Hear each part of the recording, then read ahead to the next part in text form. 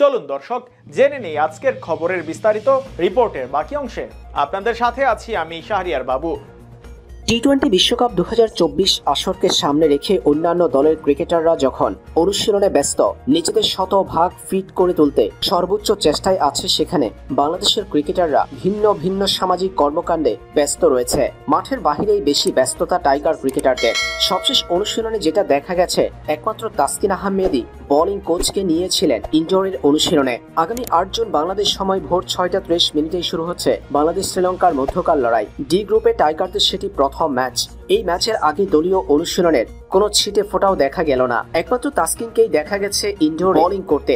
বৈরী আবহাওয়ার কারণে ডালাসে ইনডোরের বাহিরে প্র্যাকটিসের সুযোগ ছিল না। ক্রিকেটাররা আছেন কেউ হোটেলে, কেউ বা আছেন সামাজিক কর্মকাণ্ডে। কদিন আগে সাকিবের বারবিকিউ পার্টি থেকে শুরু করে বিভিন্ন সামাজিক কর্মকাণ্ডে ব্যস্ত থাকতে দেখা গেছে বাংলাদেশ ক্রিকেটারদের। সেটার প্রভাব অবশ্যই সুস্পষ্টভাবে পড়ছে মাঠের ক্রিকেটে। ব্যর্থতার মধ্য দিয়ে যাচ্ছে টাইগার ক্রিকেট। নিউ ইয়র্কের নাসাউ কাউন্টি ইন্টারন্যাশনাল ক্রিকেট স্টেডিয়ামে শ্রীলঙ্কা সাউথ আফ্রিকার মধ্যকার ম্যাচে দুই দলের চমৎকার লড়াই দেখা গেছে।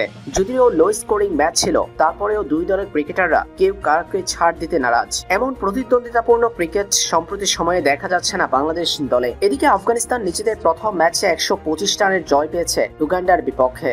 বাংলাদেশ দলের যেখানে ব্যর্থতা নিত্যদিনের সঙ্গী, সেখানে আফগানিস্তান, শ্রীলঙ্কার মতো দলগুলো নিজেদের ক্রিকেটে উন্নতি ঘটিয়েই চলছে।